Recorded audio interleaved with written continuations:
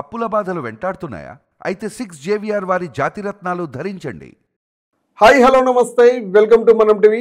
నేను మీ సాయి. ప్రస్తుతం మనతో పాటు టీఆర్టీవీ తిరుపతి గారు ఉన్నారు. తిరుపతితో మాట్లాడదాం. నమస్తే తిరుపతి. నమస్తే సార్.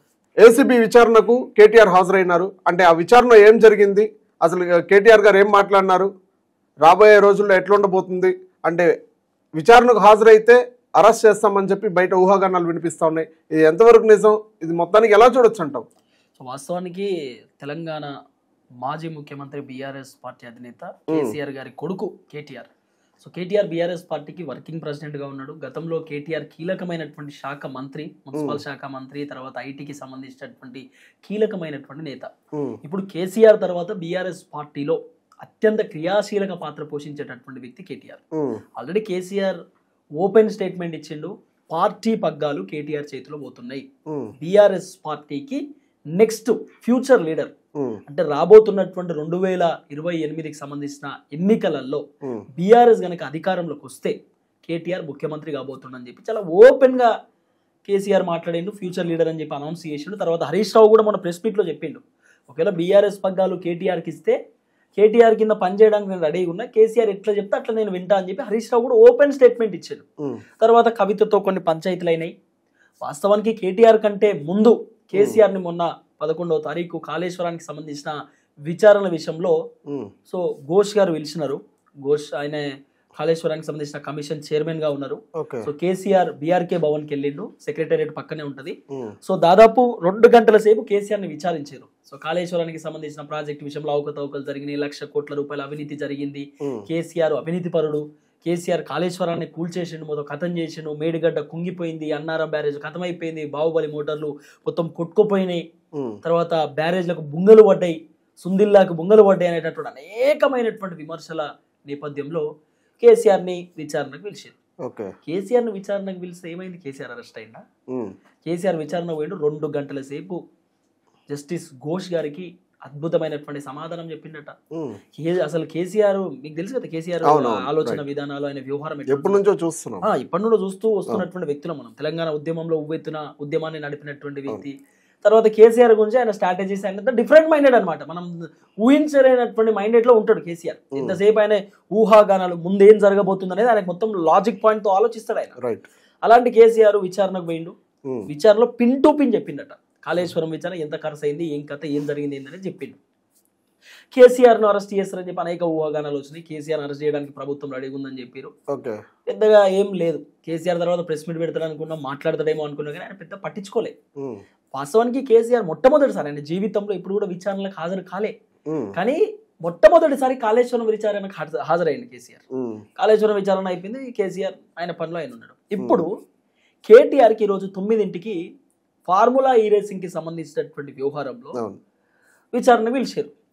ఆ విచారణకు సంబంధించిన అంశంలో ఎంత, దాదాపు 58 కోట్ల రూపాయలు అవకతవకలు. 58 కోట్లు కేటీఆర్ క్యాబినెట్ పర్మిషన్ లేకుండా, ఆర్థిక శాఖ మంత్రి హరీష్ రావు పర్మిషన్ లేకుండా, ముఖ్యమంత్రి కేసీఆర్ పర్మిషన్ లేకుండా, మంత్రుల పర్మిషన్ లేకుండా, గవర్నమెంట్ పర్మిషన్ లేకుండా ఆయనే ఫార్ములా ఈ రేసింగ్ కి సంబంధించిన కంపెనీ వాళ్ళకు డబ్బులు ట్రాన్సాక్షన్ చేసిండు. అరవింద్ కుమార్ అనే ఐఏఎస్ ఆఫీసర్ త్రూ ఆ డబ్బులు పోయినాయి అనేది ఒక స్టేట్మెంట్. ఆల్రెడీ అరవింద్ కుమార్ ను విచారణ చేశారు. అరవింద్ కుమార్ కేటీఆర్ గారు పంపించమంటే నేను పంపిస్తాను, నాకు సంబంధం లేదని నేను ఓపెన్ స్టేట్మెంట్ గతంలో ఇచ్చిండు. తర్వాత అరవింద్ కుమార్ విచారణ అయిపోయిన తర్వాత డబ్బులు ఎందుకు పంపించినావు, అసలు డబ్బులు ఎందుకు పంపించడం, పంపించడానికి గల కారణం ఏందనేది కొంత అనుమానంతో ఇప్పుడు ఉన్నటువంటి ప్రభుత్వం. సహజంగా ఏ ప్రభుత్వం అయినా గత ప్రభుత్వాలు చేసినటువంటి అవకతవకల పైన ఖచ్చితంగా కొంత క్వశ్చన్స్ అడిగేటటువంటి కార్యక్రమం చేస్తారు. ఎందుకంటే పర్మిషన్స్ తీసుకోవాల్సినటువంటి అవసరం ఉంటుంది. డబ్బులు ఎవరికైనా ఏమైనా ఇస్తున్నామంటే పిన్ టు పిన్ లెక్కలు, పత్రాలు అన్ని ఉంటాయి. గవర్నమెంట్ కి సంబంధించిన సొమ్ము, గవర్నమెంట్ అంటే పబ్లిక్ కదా, పబ్లిక్ సొమ్ము వృధాగా ఖర్చు పెడతా ఉంటే, వృధాగా పంచుతా ఉంటే ఆ క్వశ్చన్ చేసే బాధ్యత మన అందరికి కూడా ఉంటుంది కదా. సో కాంగ్రెస్ ప్రభుత్వం అధికారంలోకి వచ్చిన తర్వాత ఫస్ట్ చేసిన పని ఫార్ములా ఈ రేసింగ్. ఫార్ములా ఈ రేసింగ్ అవకతవకలు జరిగినాయి. ఆ ఫార్ములా ఈ రేసింగ్ వల్ల రూపాయి లాభం లేదు అని చెప్పి ఓపెన్ గా మాట్లాడారు. వాస్తవానికి 2, ఒకటి ఫార్ములా ఈ రేసింగ్ వల్ల మన తెలంగాణ ప్రజలకి ఏం పెద్దగా ఒరిగింది లేదు వాస్తవానికి చెప్పాలంటే. ఇప్పుడు మన గ్రామ స్థాయిలో ఉన్నటువంటి జనం వచ్చి మనం ఫార్ములా ఈ రేసింగ్ కార్లో ఇలా కూర్చొని తిరుగుతామా, అవి చూస్తామా, అవి చూస్తే మనకి ఏమైనా భూ అవుతుందా, అవి చూస్తే మనకి ఏమైనా పైసలు వస్తాయా, అవి జూన్నికి పోతే 500 రూపాయల టికెట్. ఫార్ములా ఈ రేసింగ్ ట్యాంక్ బండ్ కాడ 500 రూపాయల టికెట్ అటు జూన్నికి పోతేనే. అది మనం ఆడనే మనం కూర్చొని మనం డ్రైవింగే చేయం. అది ఇంటర్నేషనల్ ఆ హీరోలు వస్తారు, హీరోయిన్లు వస్తారు, సెలబ్రిటీలు వస్తారు, వాళ్ళు వచ్చి పైసలు ఉన్న బగ్గ పైసలు ఉన్న వాళ్ళు వచ్చి అది రేసింగ్ చేస్తూ ఉంటారు. మనకి ఏం పని ఉంటుంది, మనం ఏమన్నా రేసింగ్ చేసేవాళ్ళమా? ఒకటి హైదరాబాద్ బ్రాండ్ ఇమేజ్ పెరిగింది దానివల్ల. ఒకటేమో పల్లెటూరులో ఉన్నటువంటి జనాలకు లాభం లేదు, నష్టమే. పల్లెటూరులో ఉన్నటువంటి జనాలకి ఏమైనా ఫార్ములా ఈ రేసింగ్ చూడడానికి వస్తారా? ఇదొకటి. ఇంకోటి, ఆ ఫార్ములా ఈ రేసింగ్ వల్ల విపరీతమైన ట్రాఫిక్, మామూలు ట్రాఫిక్ కాదు, భయంకరమైన ట్రాఫిక్. బీఆర్ఎస్ అధికారంలో ఉన్నప్పుడు ఆ ఫార్ములా ఈ రేసింగ్ ట్యాంక్ బండ్ దగ్గర ఉండదు. ఎందుకంటే సోమాజిగూడ ట్రాఫిక్ తో పాటు అటు సైడ్ సెక్రటేరియట్ దగ్గర మొత్తం ట్రాఫిక్, పెద్ద ట్రాఫిక్ ఏరియా కదా సోమాజిగూడ అనేది. మొత్తం నిలిచిపోయినాయి, వాహనాలు నిలిచిపోయినాయి, ఆగమాగం ఉండే పరిస్థితి అక్కడ. సో ఇదంతా కేటీఆర్ చేసినటువంటి కథ. ఒకటి నెగిటివ్, పాజిటివ్ రెండు ఆలోచించాలి. పాజిటివిటీ అయితే హైదరాబాద్ కు బ్రాండ్ ఇమేజ్ వచ్చింది. ఈ ఫార్ములా ఈ రేసింగ్ బాలీవుడ్ యాక్టర్లు కూడా ట్వీట్ చేసింది తెలుసా? ఫార్ములా ఈ రేసింగ్ పెద్ద పెద్ద యాక్టర్లు వచ్చి ఇక్కడ రేసింగ్ చేసి పేరు తెలుసా? అజయ్ అని చెప్పుంటాడు ఒక హీరో. అజయ్ ఆయన రేసింగ్ లో ఎక్కువ పాల్గొంటా ఉంటాడు. ఆయన నాకు తెలిసి బాలీవుడ్ సంథింగ్ అటు సైడ్ అనుకుంటా, వేరే ఇండస్ట్రీ. ఆయన మన టాలీవుడ్ ఇండస్ట్రీ కాదు, చాలా సినిమాలు ఉంటాయి. ఆయన రేసింగ్ ఆయనకి వచ్చి ఫోటో పెట్టిండు. మన తెలుగు నటులు కూడా ఫోటోలు పెట్టిండు. నాగ చైతన్య, నాగార్జున, ఆ తర్వాత అక్కినేని అఖిల్, వీళ్ళందరూ కూడా సినిమా యాక్టర్లు వచ్చి ఫోటోలు పెట్టి ఒక బ్రాండ్ ఇమేజ్ క్రియేట్ చేసారు. హైదరాబాద్ లో ఫార్ములా ఈ రేసింగ్ అనేది వచ్చింది. ఈ రేసింగ్ కంపెనీ ఇక్కడ పెట్టుబడి పెట్టింది. ఈ రేసింగ్ అనేటటువంటి కంపెనీ ఇక్కడికి వచ్చింది. హైదరాబాద్ ఒక బ్రాండ్ ఇమేజ్ పెరిగింది. అఫ్ కోర్స్ ఎవరు ఒప్పుకోకపోయినా ఖైరతాబాద్ ఎమ్మెల్యే దానం నాగేందరే స్వయంగా చెప్పిండు, ఎస్ పెరిగింది బ్రాండ్ ఇమేజ్. మొత్తం సెక్రటేరియట్ దగ్గర ఒక అద్భుతమైనటువంటి కళ వచ్చింది. దానివల్ల సోషల్ మీడియాలో ప్రచారం జరిగింది. కేటీఆర్ ఫార్ములా ఈ రేసింగ్ కూడా ఇక్కడ తీసుకొచ్చిండు అంటే ఏ రాష్ట్రంలో కూడా రానటువంటి ఫార్ములా రేసింగ్ ఇక్కడ జరిగింది హైదరాబాద్ లో అని చెప్పి కొంత బ్రాండ్ ఇమేజ్ పెరిగింది. దానివల్ల పోనీ రేవంత్ రెడ్డి తెచ్చినటువంటి అందాల భామల వల్ల ఏం పెరిగింది బ్రాండ్ ఇమేజ్ తెలంగాణకు? మనం కొంత డిస్కస్ చేసుకుంటే తెలంగాణ పరువు పోయింది, రేవంత్ రెడ్డి గారు పరువు పోయింది. ఆ మిల్లా మ్యాగీ మిస్సింగ్ ల్యాండ్ ఆమె పోయి నన్ను వేషలెక్క చూసిరు, ఆమె సోషల్ మీడియాలో చెప్పుకున్నది. ఆ వీడియోలు ప్రచారం అయింది. ఇద్దరు కాంగ్రెస్ పార్టీ లీడర్లు ఆమెను ఇబ్బంది పెట్టారని సోషల్ మీడియాలో ప్రచారం అయింది. ఇదంతా ఆగమాగమే కదా. ఫార్ములా ఈ రేసింగ్ వల్ల రెండు, ఒకటి లాభం ఒక నష్టం జరిగింది. కానీ ఇక్కడ ఏసీబీ విచారణ ఏంది? ఇప్పుడు ఏసీబీ విచారణ ఏంది? కేటీఆర్ అనే వ్యక్తి 58 కోట్ల రూపాయలు అవకతవకలకు పాల్పడ్డట్టు డబ్బులు ఇచ్చిండు అనేది ఒక చర్చ కదా. ఇవి ఇప్పటి నుండి కాదు ఈ చర్చ. కాంగ్రెస్ అధికారంలోకి వచ్చిన 17 నెలల నుండి నడుతుంది పంచాయతీ, 17 నెలల నుండి. అయితే మొన్న వీళ్ళు సౌత్ కొరియాకు పోయారు, ఎవరు మంత్రులు సౌత్ కొరియాకు పోయి అక్కడ మూసీ ప్రక్షాళన, మూసీ సుందరీకరణ, అక్కడ ఉన్న మూసీ ఎట్లుందో ఇక్కడ అట్నే చేద్దామని చెప్పి పోయారు. 1,00,000 కోట్లతోటి అవి మొత్తం అభివృద్ధి చేస్తామని పోయారు. పొంగులేటి శ్రీనివాసరావు ఒక మాట మాట్లాడింది సౌత్ కొరియా పోయినప్పుడు. దీపావళి 2 రోజుల్లో దీపావళి వస్తుంది, దీపావళి ఒక పొలిటికల్ బాంబు వేలబోతుంది అంటే పొలిటికల్ బాంబు అంటే కేటీఆర్ అరెస్ట్ కాబోతున్నటువంటి ఒక అంశాన్ని పొంగులేటి గారు చెప్పారు. ముందే చెప్పిండు. సీన్ కడి చేస్తే పొలిటికల్ బాంబు గంగలో కలిసింది. పొలిటికల్ బాంబు ముచ్చటే లేదు, అసలు పొలిటికల్ బాంబు అనేటటువంటి వ్యవహారమే లేదు. మరి పొలిటికల్ బాంబు ఎటు పోయింది? మరి కేటీఆర్ అరెస్ట్ కావాలి కదా. అప్పుడు కేటీఆర్ అరెస్ట్ చేస్తారని కూడా చెప్పిండు. మరి ఏది కేటీఆర్ అరెస్ట్ కాలే కదా, ఎందుకు అరెస్ట్ కాలేకపోయిండు? ఇదొకటి.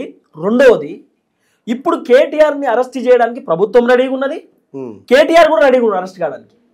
ఎందుకు రెడీగా ఉన్నాడు అంటే కేటీఆర్ గతంలోనే చెప్పిండు, అవును అరెస్ట్ చేస్తే జైలుకు పోతా బయటకు వస్తా, మంచిగా జిమ్ చేస్తా, పాదయాత్ర పోతా అన్నాడు.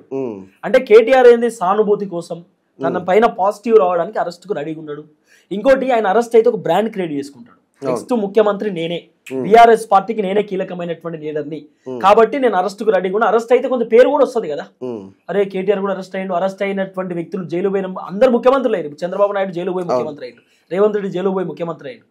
కాబట్టి వీళ్ళందరూ జైలుకు పోయి ముఖ్యమంత్రులు అయినటువంటి వ్యక్తులు కాబట్టి కేసీఆర్ జైలు పోయి ముఖ్యమంత్రి అయ్యాడు, నేను కూడా జైలు పోయి ముఖ్యమంత్రి అయితా. కేటీఆర్ కూడా ఉంటది కదా, అందరు జైలు పోయి ముఖ్యమంత్రి, నేను కూడా జైలు పోతా. అందుకే కేటీఆర్ ఒక స్టేట్మెంట్ ఇచ్చింది ఈ రోజు, 100 సార్లు జైలు పంపిస్తే 100 సార్లు పోతా, 100 సార్లు అరెస్ట్ చేస్తే 100 సార్లు పోలీస్ స్టేషన్ పోతా అన్నాడు. ఆయన స్ట్రాటజీ ఏంటి? అరెస్ట్ కు రెడీ ఉన్నాడు, సానుభూతి తెచ్చుకోవాలి. అరెస్ట్ అయితే పాపం కేటీఆర్ ఐటీ డెవలప్ చేసిండు, తీసుకుపోయి లోపటేసి ఇది ఎక్కడ కథ అని మాట్లాడుకుంటారు కదా జనం, ఆ దానికోసం కూడా కావచ్చు. ఇంకోటి, నిజంగా రేవంత్ రెడ్డి దగ్గర ఫార్ములా ఈ రేసింగ్ కి సంబంధించిన ఆధారాలు ఉంటే ఇప్పటిదాకా అవుతాడా? 17 నెలల దాకా అవుతాడా రేవంత్ రెడ్డి? గొర్ర గుంజుకుపోయి చెర్లపల్లి జైలు, చెంచల్గూడ జైలు ఏడా ఇప్పటిదాకా ఎందుకు వెయిట్ చేయాలి? ఇప్పుడు దీపావళి చెప్పిన ముచ్చాడు, ఇప్పుడు మళ్ళీ దీపావళి రానే బట్టే. మరి అయితే ఇది ఫేక్ కేసు అంటారా? చెప్పలేము. అంటే మనం ఫేక్ కేసు అని అనడానికి లేదు. ఇప్పుడు ఆల్రెడీ ఏసీబీ విచారణ జరుగుతుంది కాబట్టి కేటీఆర్ నేను అన్నిటికీ రెడీగా ఉన్నా అంటుండు. నేను లైవ్ డిటెక్టివ్ టెస్ట్ కు రెడీ అంటుండు. లైవ్ డిటెక్టివ్ టెస్ట్ కి నేను రెడీ, నువ్వు దేనికంటే దానికి రెడీ అంటుండు. అందరికీ తెలుసు, క్యాబినెట్ తెలుసు, ముఖ్యమంత్రి తెలుసు నేను డబ్బులు కొట్టింది, ఎస్ నేను రెడీ, నేనేం తప్పు చేయలే అంటున్నాడు. మరి ఏసీబీ విచారణ జరుపుతా ఉన్నారు.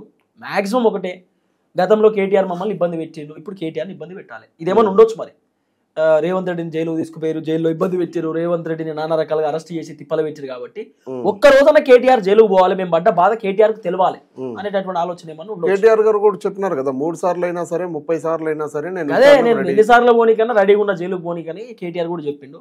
ఏదో స్ట్రాటజీ, కేటీఆర్ ఒక స్ట్రాటజీలో ఉన్నాడు. సో ప్రభుత్వం కూడా ఆలోచిస్తుంది కేటీఆర్ అరెస్ట్ చేస్తే లాభమా నష్టమా అని చెప్పి. చూద్దాం ఏం జరగబోతుంది. Right, thank you.